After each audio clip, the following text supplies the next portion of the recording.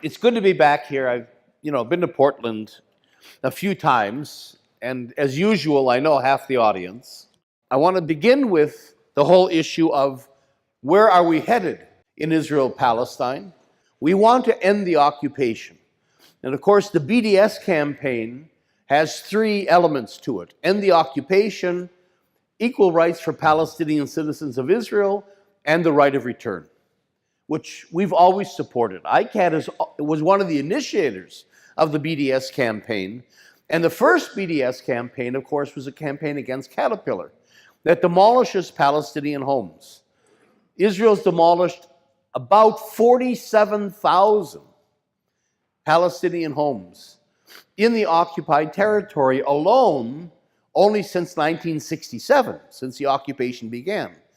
That's on the backdrop of another probably 60,000 homes that were demolished systematically in 1948 during what the Palestinians call the Nakba, and thousands more inside Israel of Israeli citizens, all of whom, of course, are Arabs. For example, some of you know about El Araqib, which is a Bedouin community in the Negev Desert in Israel, where the men serve in the Israeli army, that's been demolished 90 times by the Israeli authorities and rebuilt by activists and the local people, and redemolished and rebuilt because Israel wants to build a military settlement, a settlement for military officers on top of the Bedouin lands. So that what the house demolition issue shows us is that, in fact, there isn't a separation anymore between the occupation and the wider country. And this has tremendous implications. And that's why we have to start shifting to a solution, to an end game. Of course, the solution to the conflict that's been on the table all these years, really since 1967, is the two-state solution, which the Israeli peace movement supported for many, many years. We're not against the two-state solution. And of course, the PLO accepted the two-state solution in 1988, almost 30 years ago. So in some ways, you could say we're breaking open an open door. There is a solution that's agreed upon. The two-state solution, it's not exactly fair and just, but the Palestinians have accepted it. And it basically says there's one country between the Mediterranean and the Jordan River. Jews call it the land of Israel. Palestinians call it Palestine. Religious people call it the Holy Land. Whatever you want to call it, it's one integral country that contains two peoples. Whether it should or shouldn't is another question. But that the reality is there are two peoples in this country. Israeli Jews and Palestinian Arabs are the two national groups in this country. And so the two-state solution is simple. It says, let's partition this country into two states. Now, if you look at the map, of course, it's not exactly a 50-50 split, which it should be, because half the population of this country today is Palestinian. And that's before any of the 5 million refugees living around come back. So in this two-state conception, the state of Israel remains on 78% of the country. 78% of historic Palestine becomes Israel. And all the Palestinians are asking for, having accepted the two-state solution in 1988, all they're asking for is the 22% that remains. The West Bank, which is the West Bank of the Jordan River, East Jerusalem, and Gaza. In other words, this is kind of an unprecedented offer. I don't think in history a colonized people ever said to their oppressors, to their colonizers, you know what? For the sake of peace, take 78% of our country. We cede it. It's yours. If you give us less than a quarter of the land for a little state of our own, even though we're the majority population. I mean, how is that for a generous offer? So this is a tremendously pro-Israeli solution. The Palestinians bit the bullet and accepted it.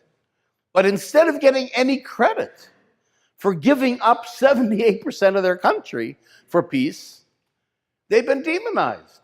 They're the terrorists. They're intransigent. There's no partner for peace. They're unreasonable. You can't talk to them. I mean, no people has ever in history done something like the Palestinians did in accepting the two-state solution. And not only did the Palestinians accept it, but in 2002, the entire Arab League unanimously adopted what's called the Arab Peace Initiative, or the Saudi Peace Initiative, which is still on the table, that says to Israel, if you give up the occupation and allow a Palestinian state to emerge, we will not only recognize you, we, the wider Arab world, but we will integrate you into the region. There's even talk of Israel becoming a part of the Arab League. So the Palestinians accepted this, the Arab League accepted this. This is in principle, the two-state solution, is in principle the policy of the American government. The two-state solution is a solution that could have worked. We support, again, across the board, it was supported with one holdout, Israel. Israel said no. No. First of all, Israel says there is no occupation. Israel has said since 1967, officially, there is no occupation. Because occupation means when you conquer the territory of another country. Well, this was never another country. This is the land of Israel. It all belongs to us. And you can't occupy your own country. So there's no occupation. And Israel has pursued, over the last century, even from before Israel, the Zionist movement, over the last century, has pursued a campaign that's called Judaization. I mean, when you say it, it sounds a little anti-Semitic even. But this is the term that's used by the Israeli government officially. Judaization. We're Judaizing the Galilee. We're Judaizing Jerusalem. We're Judaizing Judea and Samaria. We don't even talk about the West Bank. We use the biblical term Judea and Samaria, which is a part of the land of Israel. So we're Judaizing the country. We're transforming Palestine into the land of Israel. So the other side of the coin, of course, is de-Arabizing the country. We drove half the Palestinian people out of the country in 1948, 750,000 Palestinians. We've isolated them in little islands of the West Bank that are called areas A and B, in the cage that's Gaza, and even inside Israel itself. It's true that 20% of the Israeli population is Arab. But they're confined by law and zoning to 3.5% of the land. So if you take the whole country together, the Palestinians are half the population, but they're confined to about 10% of the land of the country. And that fragmented into dozens and dozens of little tiny enclaves, leaving 90% of the country free to be not only an Israeli state, but a Jewish democracy. I mean, Israel claims outside to be the only democracy in the Middle East, which is hard to claim when half your population has no human rights or civil rights. But inside Israel, the term we use is a Jewish democracy. We're a Jewish democracy. As a matter of fact, a law is going through our parliament now that anyone that wants to be elected to the parliament is required to affirm, acknowledge, confirm that Israel is a Jewish democracy. So the Palestinians, In Israel, the 20% have to do that or they'll lose their representation. That's how democratic it is. Israel has isolated the Palestinians and has incorporated really the occupied territory into Israel itself. So Israel imposed on the West Bank and East Jerusalem what I call a matrix of control. And that is fragmenting the Palestinian territories. These brown areas are areas A and B, where the Palestinians are confined. Area C, which is all the grayish area all around these islands, is completely controlled by Israel. And the blue dots, the blue areas, and these pinkish areas are the settlements. So there's about 200 settlements, more than 600,000 Israelis that live in the occupied territory. There are today more Israelis living in East Jerusalem than there are Palestinians. So I would go so far as to argue that there is no more occupation. Maybe it's a term we should stop using, because an occupation is defined in international law as a temporary military situation. Well, after 50 years and moving 600,000 of your civilians into the territory, and de facto or de jure in East Jerusalem annexing it, and erasing completely the Green Line, and then building a whole matrix of highways, you see, that break the north-south axis. You've created a grid with settlements that eliminate that north-south axis, that ability to detach some coherent territory that would ever become a Palestinian state. So, and then of course, in addition to that, the wall. I mean, Israel has built a wall twice as high as the Berlin Wall was, and 5 times longer than the Berlin Wall was. In little tiny Palestine, this wall encompasses millions of Palestinians in what Israel calls cantons, that are really the cells of a prison. Today, the reality is an apartheid state. In other words, Israel eliminated the two-state solution, but in doing so, it created one state in this area. There's no difference, really, between Palestinians living in Hebron or Nablus and Palestinians living inside Israel. There's a certain legal citizenship Palestinians in Israel have, but it doesn't mean very much. As a matter of fact, except for attacks like in Gaza, last year in Gaza, Israel demolished 18,000 homes in Operation Cast Lead. In years where there's not a military invasion, in fact, Israel demolishes more homes of Palestinians who are citizens of Israel than it does in the occupied territory.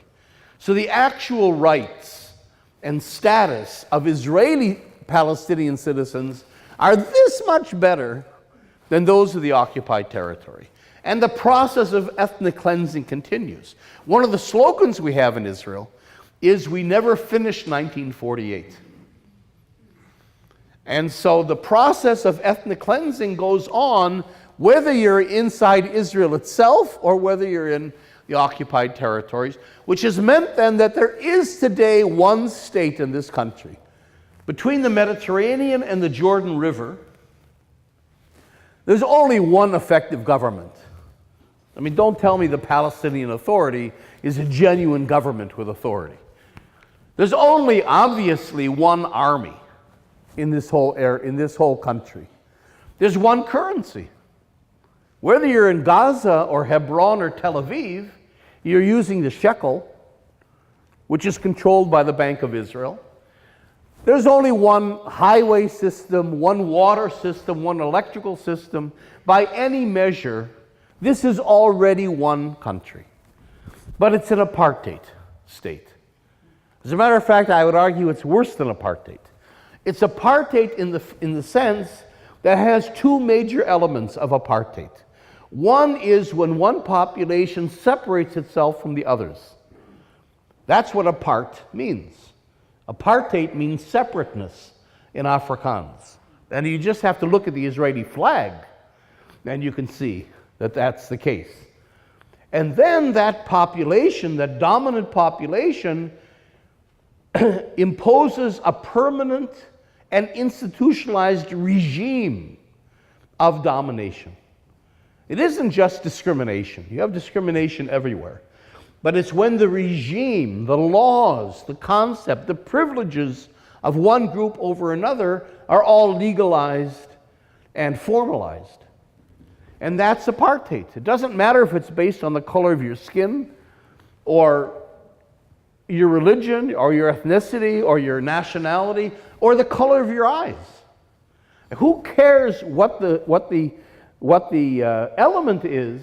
Once you have a regime of separation and domination, you can call that apartheid.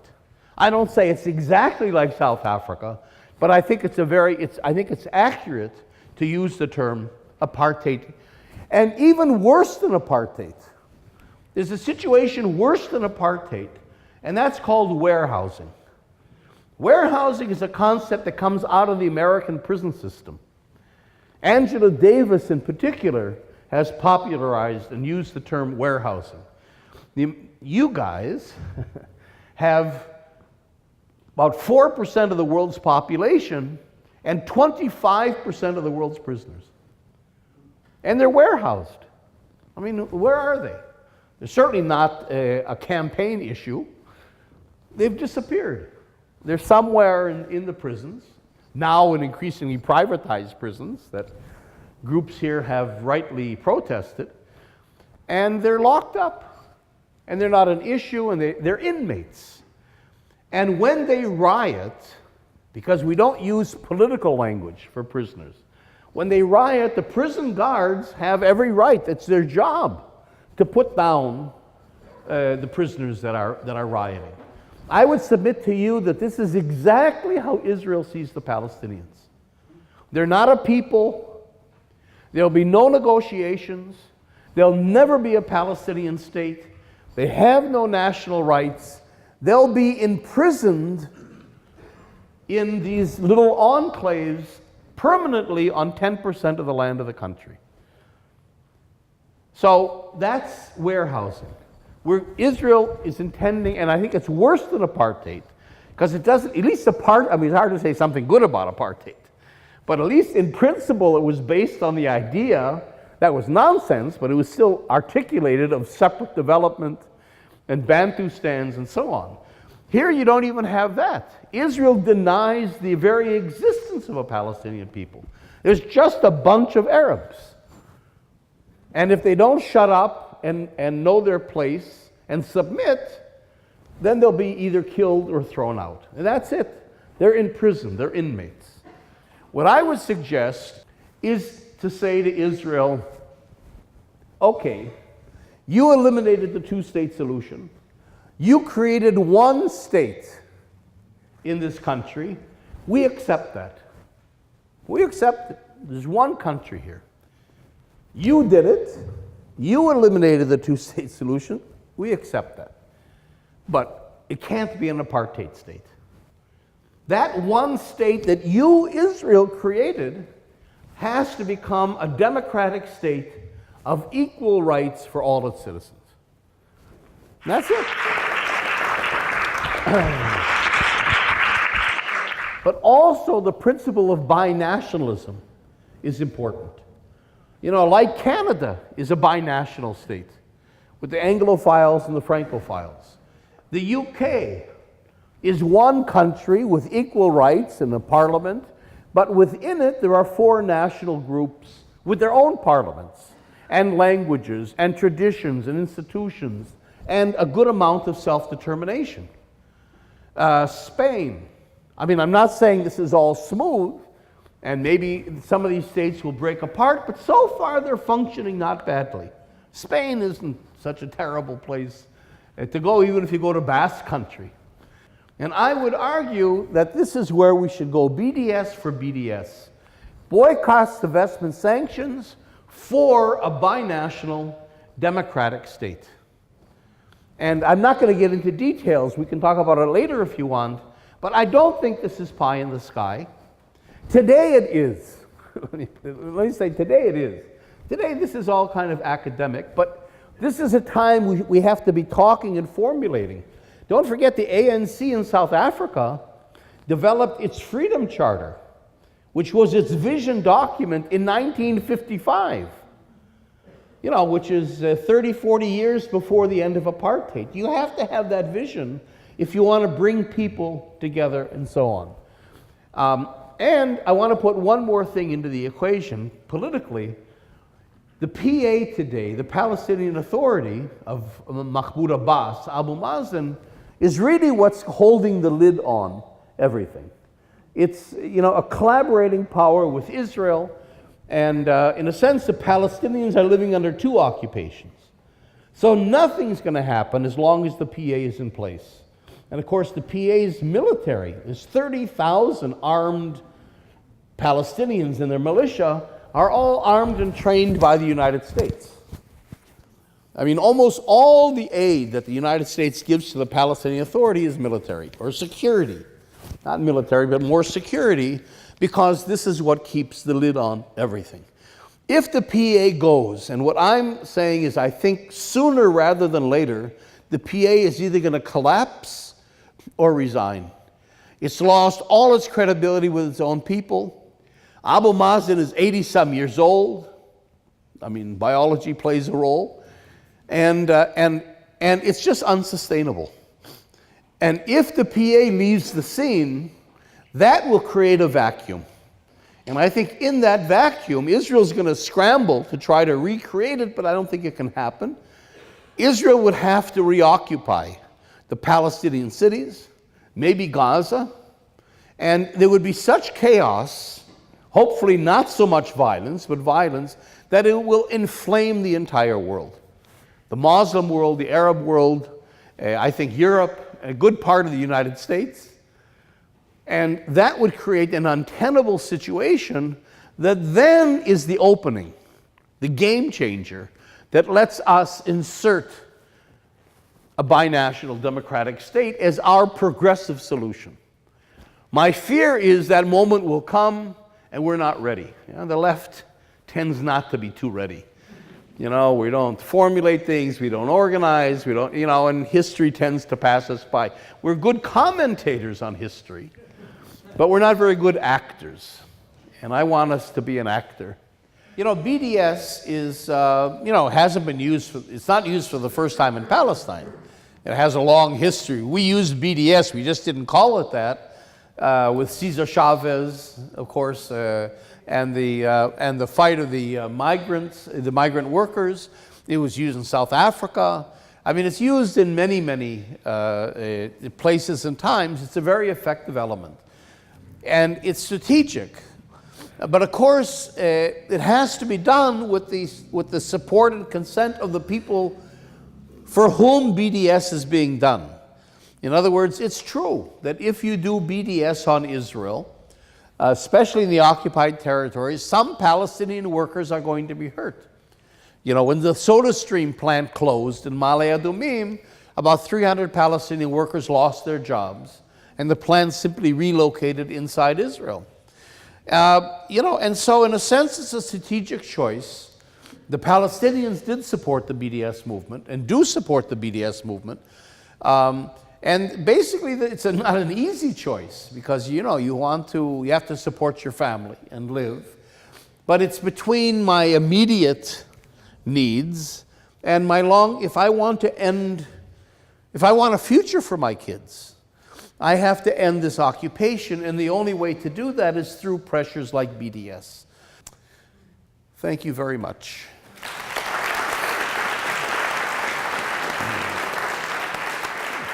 Okay. Great. Thank you so much.